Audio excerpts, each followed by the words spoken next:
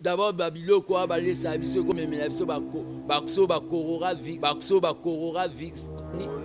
coronavirus Babilo na bangwana bango baloba ke ko beta te na Bercy nga na lobe ko beta le 29 op fali na London City ko beta au défi muto ya bimisaka mbongo na ye soki ya Laurent Sokoko o boke to aganga kana tozi ba information que asa camarade Kabila tolingaka babiloko wana te po tozala concentré tozala vraiment branché na kolongola Kabila lelo alongwe bokobo ya musique ebeta po nani ya Laurent Sokoko bokoto ye wana nde sikoyo apesa bango force bimisa mbongo wana ekosila yo bimisa ngo pesa bango na Bercy bagenda kotumba bapine musika na Kimbanseka Bercy Yambalo pe na Londres bokozwa ya bino bakombata bozala ana bobeta ba rayon ba na Londres bobeta ba rayon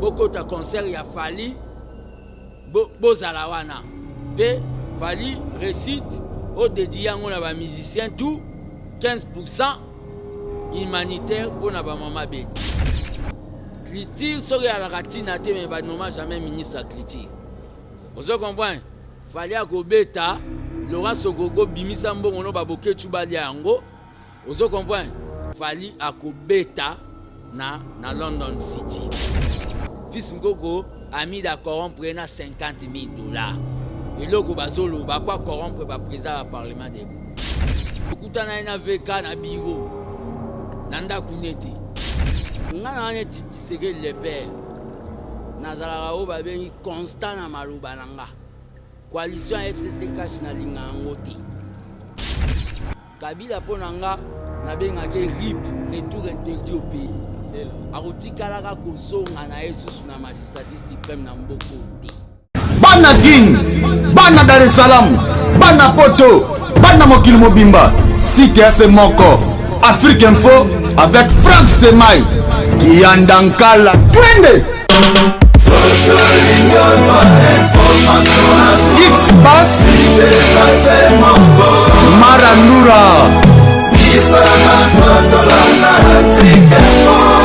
Frank Stemai.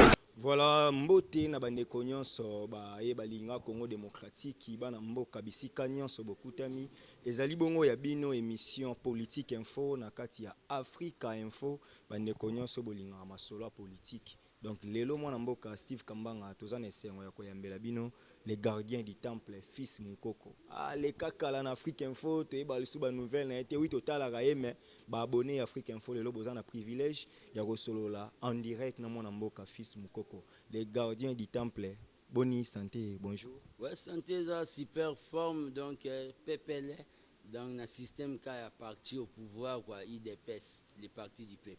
Les partis du peuple mais to bandina ngamba la moko mwambutu mbuto ndire zalaki entre ba combattants na ministre ya économie nationale Akasia Bandubola mais abenga ki ba combattants samedi ba cadre ba leader ya ba plateforme nyonso bozaka nga ba combattants mais to moni fils Mukoko azaki te raison ya absence nezaki ouais j'étais un peu malade na obo invitation ya na Seskizaki na obo invitation ya madame la ministre pour quel intérêt non.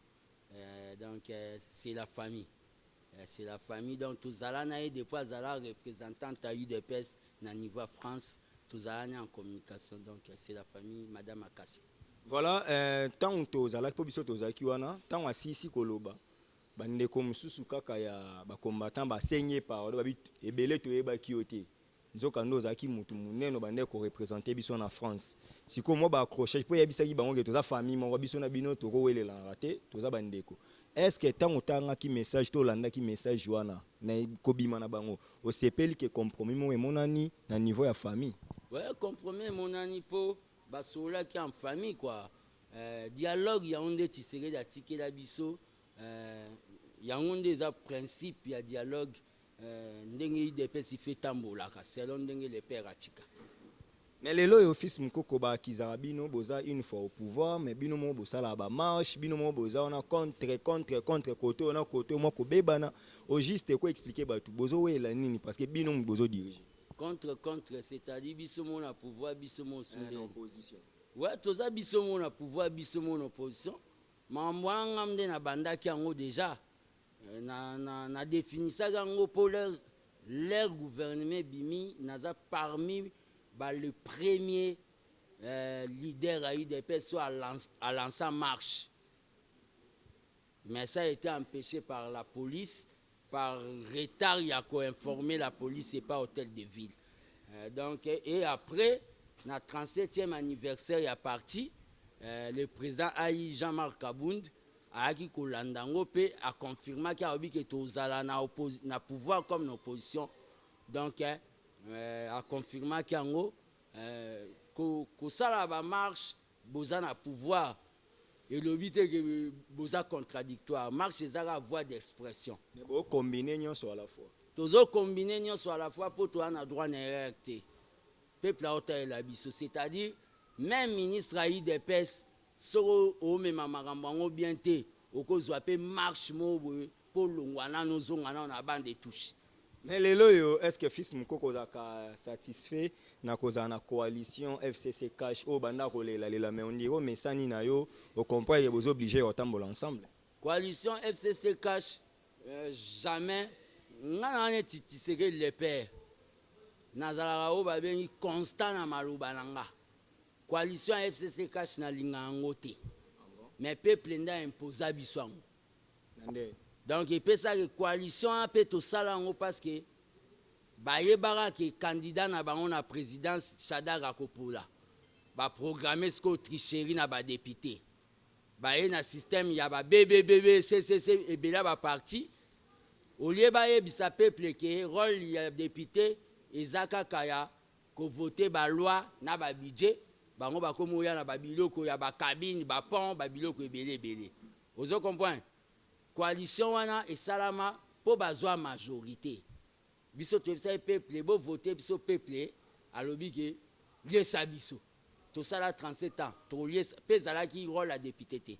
Na lingaka coalition té mais eza coalition mo circonstancielle ou et salama ezola ki sa déjà ki zalara déjà mabe pour ba ministre ya ngambu ya FCC ba salara de ba réunion na bango pour ba ya ba bloquer gouvernement. Mais déjà, tant qu'on vit boye fils Mukoko, tous on a moi muke année académique, ils ont risqué kobima blanche pour inikin ti lelo ba institution étatique ba université jusque là classe ezongité. Facha talaki bango a sepeli communiqué zaki que le 24 février bazonga mais ba professeur ba bandi sous grève. Au moins intérêt pour réussir na gratuité enseignement primaire mais pour échouer dans enseignement universitaire. Le problème est que si un ministre kuna muta FCC Thomas Louaka ana mission et loro ni nezanga ina Thomas Louaka akende ko dialoguer na be étudiant sur makambo etali aussi ya ba priwan mbala moko beti pri be étudiant pe balingi basala marche pona koloba non ndenge sala na ba université ya ba Cocody na Côte d'Ivoire mbala moko la police tellement bana babiti dakala bake kokota na sito eza inviolable gaz banini balamuka pe babino to financer ba chege ya banzalemba wana yoso mone tijazo wanga botala ndenge na buki bank alati coupé ça c'est quel étudiant avana na homme dom sisi coupé na Zara coupé au moins c'est un bado c'est un chege. Nous avons eu même des preuves via Batu Oyo, étudiants instrumentalisés, parce que milliers, il y a université, au lieu de la politique, comme ça, il y a politique. Conséquence, il y a Makambu Oyo, Thomas Louaka Osala. Mais Makambu, on a présent ça, l'Obaki, Moutoutoua, Roté, le Mélanangela, le peuple d'abord, à Okuta, en habit rouge. D'abord, il faut corriger Louaka. Non, normalement, on a signé la démission. Je suis parmi les leaders, il y a eu des pèses, oh, l'air Marambouane Banda a ça la vidéo, na ça la vidéo na téléphone pour na rolobaki naza contre suspension à Marambouana. Conséquence yango, batu ba comprendre nga na retard. Voilà, les loyo, car na université wana to mona ki bazo yemba, mais avec question et sali moi passe to ngema wala musa yango te mais to zana leader d'opinion, ba komo yemba Kabila zonga. Kabila zonga. Tout le monde a affiché etambola que 2023 ans musika, il est temps l'air est grave Kabila doit revenir. Fils Mukoko un Tshisekedi descend. Réaction non mambo. Ils a tout à fait ndenge bana Israël. Vous comprendre. Balinga ba mema ba on a kana ba komolo bazongisa biso en Égypte qui il y a bangombe to que nous mbongo wa corruption. To que nous sala o ba bengi ba corruption ya ba prof. Vous comprendre. Moïse a nga mema bangoti. Ba c'était tozonge pas pharaon. Ba balinga bazonga na et pas pharaon kingakati. C'est là na lobino déjà que université ba politisa yango. Soki ba monyo étudiant mo bozo ya na ba lire neti fils Mukoko yeba ke yo ndengo zana pono mata. Pono mata ezana en passe. Vous comprenez? C'est une manipulation ba fiche ba kosa on na ba bureautique na ba laboratoire na bango ya ba FCC ndeka ba mesana ko sala ba biloko na bango. Kabila kozonga na Congo na asala 18 asala nini atika biso na o babengi akomisa Congo un état zéro. Vous comprenez l'échec o babenga letindi Kabila atika biso un état zéro. Kabila ponanga na benga ke RIP retour interdit au pays akotikalaka kozonga na esusu na magistrature suprême na mboko te. Mais les loyaux, ils ont réclamé que Toyebaki, IDPS, c'est la partie socialiste. Donc, Marambo est allé dans le social, Marambo est allé la centralité de l'homme. Et ça qui est important, cheval de bataille, il y a un Tshisekedi. Tozu moi nanae na tête amboka, mais Marambo est aussi mbaté. Biloko ezo matakaka, eloko a moins cher, comme il m'a belé 100 francs, dollars, beaucoup de on a 16 000, on a 17 500. Est-ce que ils ont battu pour s'entendre et photos de la moussous? Marambo zo baneti dollar ezo mata pona ebisa yo ezo pousser biloko e mata na sala be mission mon na cadre association na ngai o na direction na on a moment oyo armée des bâtisseurs tisseredistes na loba pona ngai faut to démonétiser franc congolais to sala ta dollar congolais po batu wana na ebisio bazana ba conteneur ba bomba on a bandaku na bango bakinda opesa ngo ba changer na bango po esala o ba bengi inflation wana côté wana peuple fa comprendre ba bomba ba mbongo na ba cave vous comprenez misusu kuto komana ya kopola bato bazana ngo ça mérite o ba bengi ko démonétiser mbongo. Le problème est ça. Question non sur lobby qui nini parti socialiste et battre parti socialiste ya ngwana moni président Betty eloko ya makasi Mandela loba nini eloko ya munene oyo mokonzi akopesa na peuple na ye eza éducation to bote li pesa important mais eza éducation artiste Zaidi Ngoma alobaki cheval de bataille na ye eza o babengaka. Il faut investir dans l'homme. Président Yenao ezalate na Congo, gratuité de l'enseignement. Mais les lots étant aux Olobaboé, baza surpris. N'habite IDPS pour na yo fils Mukoko na Fachi. Est-ce que Congolais ne sont chrétiens toi na pays laïque? Fachi qui na Amérique, les États-Unis, discours na pour Israël et qui ko lésé ba arabe pour na Moyen-Orient, tous na ba arabe na ba juif ne ba dominaka. Les choix ya ozala kota ba israélite kotika bandeko mususu wana eza choix ya malamu to eza choix ya mabe parce que to na pays oyo la liberté de religion eza garantie aloba nini pona ba israélien bi bango nde baza boussole ya développement ya monde pays ya Congo donc y étant chrétien choix na eza porté na Israël pour le développement de la RDC. Bon le problème eza opinion na hein eza opinion ya président mukolo président mo ya musulman akoya peso asali déclaration na e et vous avez opinion na e. Vous comprenez? C'est compliqué bisoté parce que ba arabe wana ba onde ba presque ba lié sarabi soit baza ba on ba importera plus tozana ba Congo futur tozana ba entreprise ebelé na bango ba sosimet ba arabe ba lié sarabi sonde ba portugais ba ndao lié sarabi sauté. Les conséquences vous comprenez? Ba arabe ba lié sarabi so d'abord ba biloko ba lié sarabi so comme mais biso ba coronavirus babilo na bango wana. Vous comprenez? nani asepelaka na mutu moko asepela même na présence ya balibanais na mboko bato nao baye na mboko nao baofuta okopesa mutu salaire à $30 na transport à 1000 francs salaire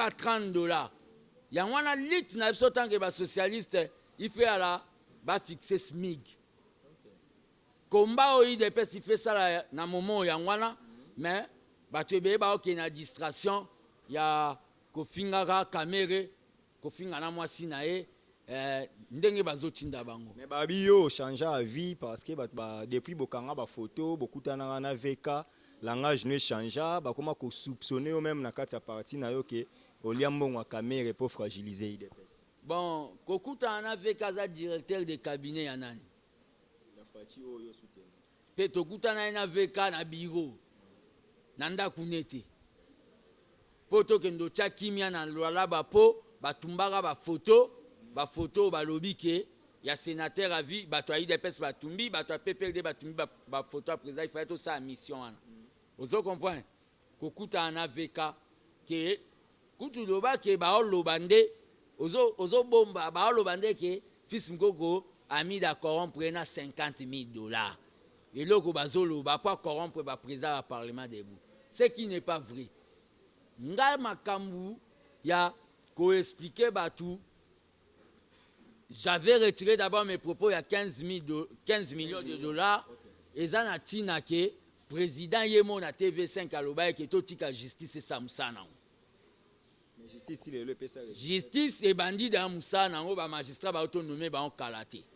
Ozo comprendre tout tika ngo na retira makambu na nga wana. Batu balobi ke balesi.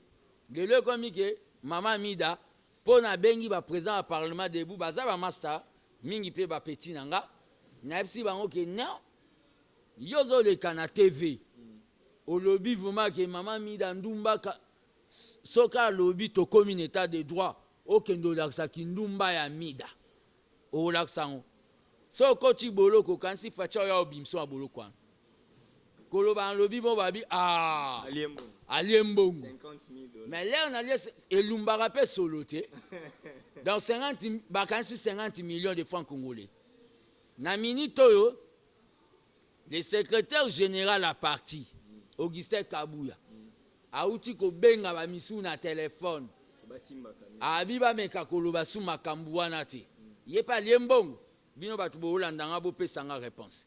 Voilà, fils Mukoko, tu es obligé de te moi pour bande robaza moi belé lelo, tu es obligé de vendre, tu inviter au mini na plateau, tu éviter ça à la pause libre jour nini, ou na plateau to ça émission moulaï. Pour ma yo zara toujours na belément o efongola batu. Fils Mukoko, tu tika dans ba chambre wana moi belé, to chité na culture pour mbala sima to rozo mobimba.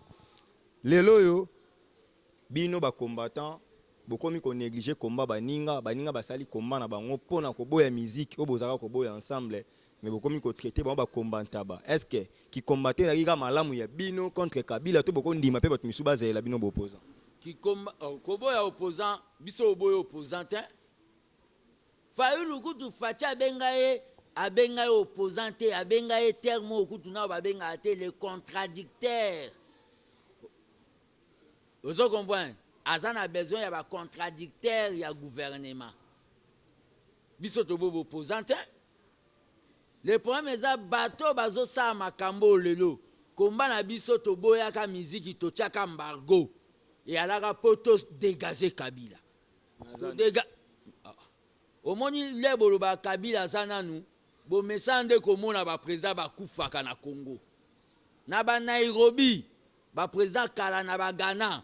Président Kalana ya sika babetaka ba tennis baliaka ba couscous ozo comprendre biso sikoyo lokola to mesana komona ba président bakufaka babi ke so net Kabila za ba obuleki est-ce que Kabila mtakenda loba na Nations Unies to Kabila mtakoma président ya Union africaine eza Fatim mtakoma le problème est il faut ko yebeza nini to lingaka babilo kwana te poto tous à la concentrer, tous à la brancher dans le la Kabila. Kabila le loi longwe. Bokobo ya musique et beta ponani.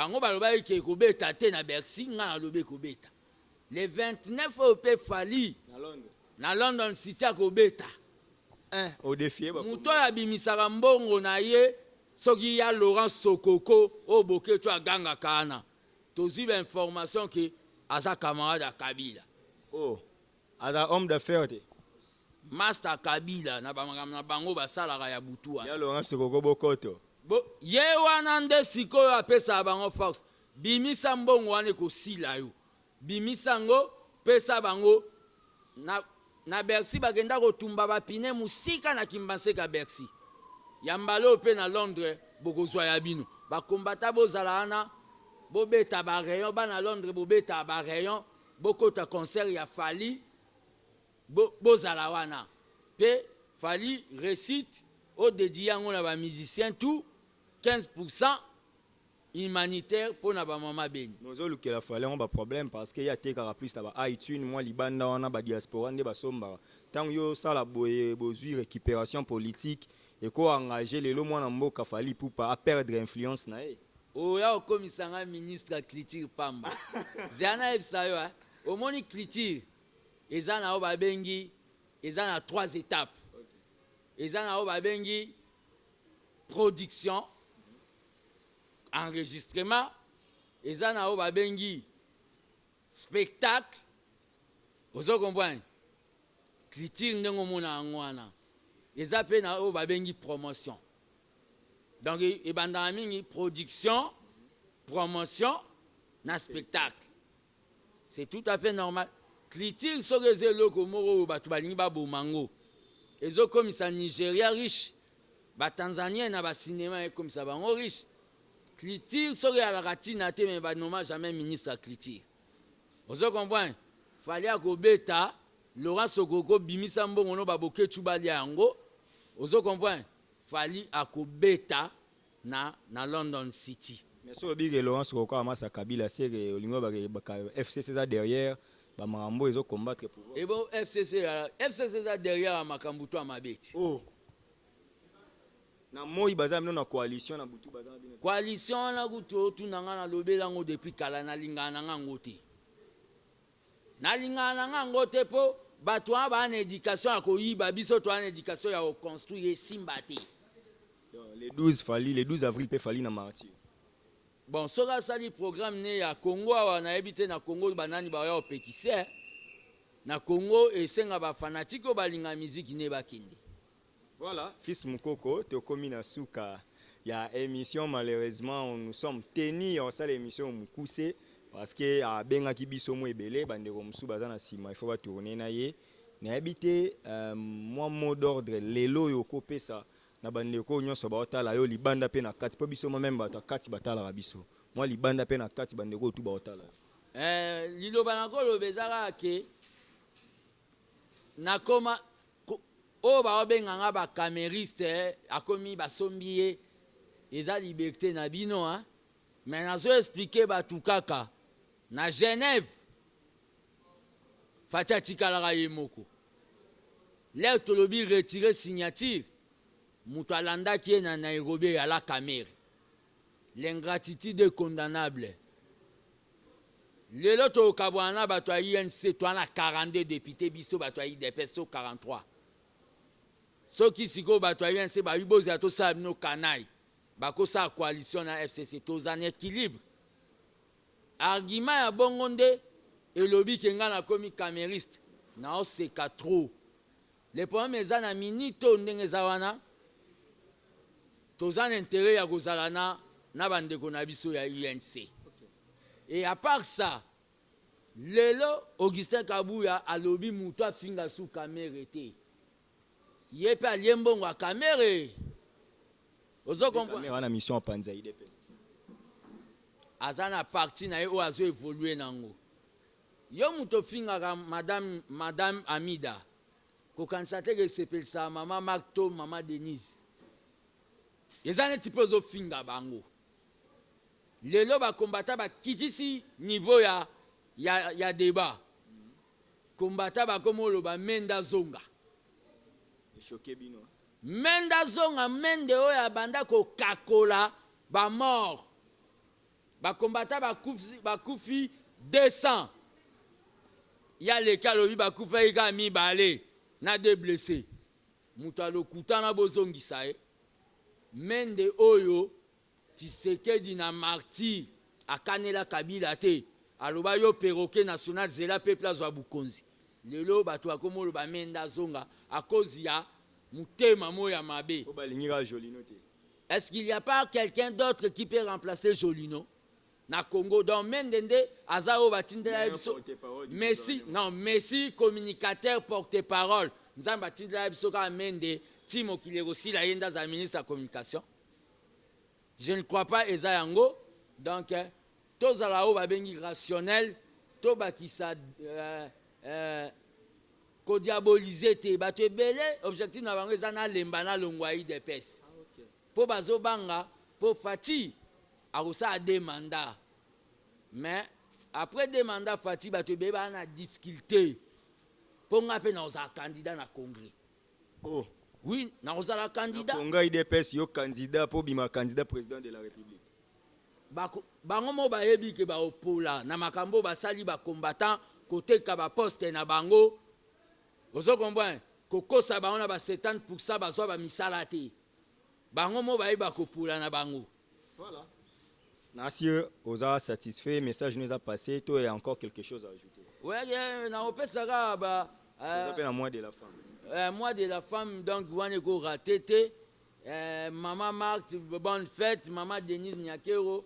Oh, babengi donc première dame. Anniversaire n'est pas le cas. Ouais, bon anniversaire pe maman. Maman Amida Kamere, bonne fête.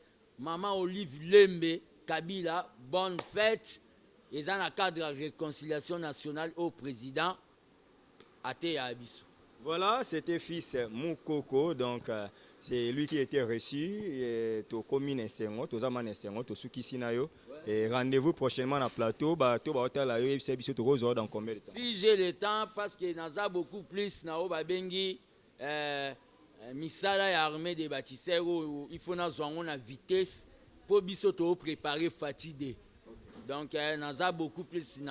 Ceux qui n'ont pas temps dans le plateau. Voilà, Zalaki Bongo fils Moukoko. Merci à tous les internautes et téléspectateurs de cette grande chaîne. Donc, vous et moi, on doit se dire au revoir, mais merci à Starly Lema à la prise de vie. Merci à Chaton Kolo pour la réalisation de cette émission. Un grand merci à toi, Odette Lessa, la Mégane. Bon retour à Kinshasa, Franck Stemay, le top manager de Africa Info. Merci à tout le monde, vous qui suivez, vous qui avez suivi plutôt cette émission. Un grand merci à Armelou. Vous êtes tellement nombreux.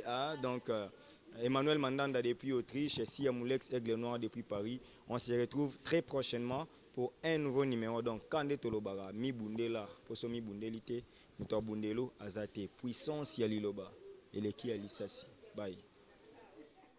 Bana King, Bana Dar es Salaam, Bana Poto, Bana Mokil Mobimba, Site FM Moko, Afrique Info avec Franck Stemay, Yandankala, Twende. X-Bass Marandura